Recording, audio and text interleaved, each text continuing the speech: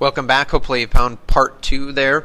We're going to talk about 2 different kinds of summaries, and I mentioned those already briefly, but we'll get in depth with them a little bit more. First of all, descriptive summaries usually describe a work in one sentence. They're giving you the overall meaning of an article summarized down into one general idea about what the article is about. We'll ask you to use this template as you get started summarizing things in this class. Article title by author's name is about. Note the quotation marks around the article title. We'll ask you to remember that. In the case of The Fighter, though, the example that I give you here, we're talking about a movie, so no, you won't see quotation marks around the title of that movie. There's an example, though, here below of a summary, a descriptive summary of a movie. Take a moment, if you would, and you try it. You do a descriptive summary of your favorite book or movie on your notes or on a separate sheet of paper. Informative summaries give the major facts and conclusions of the article in a more concise form. They're going to be longer than descriptive summaries, so much so that they're about a paragraph in length. But they might, if you're reading a longer article, be a little bit longer than a paragraph as well. Informative summaries are going to start with a descriptive, that should say. You should start with a descriptive summary, then add on your own key ideas, facts, and conclusions from the article in your own words.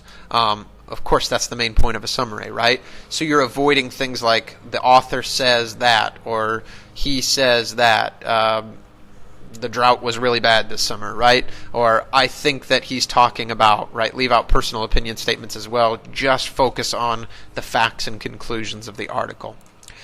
So true or false, the following sentence should be included in a descriptive summary. Simmons, the author, says that cell phones can be dangerous, which I agree with. Pause me if you need to. Hopefully you marked false here because, first of all, we shouldn't reference the author besides the fact that we give him credit at the beginning. And then, of course, that we don't need to talk about I statements. We don't need those anywhere in a descriptive or an informative summary.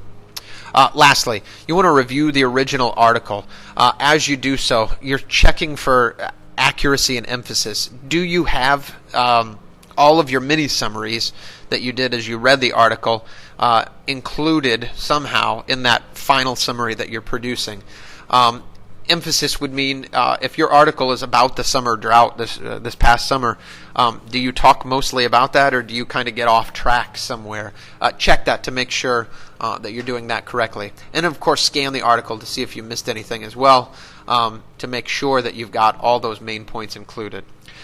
Bring these notes with you to class the next time we meet in whatever manner you so choose. Print them out. Keep them accessible on your phone or whatever, and we will talk about how you can use those. We'll get you a nonfiction text the next time we meet. I know that you're excited for that. We'll see you then. Bye.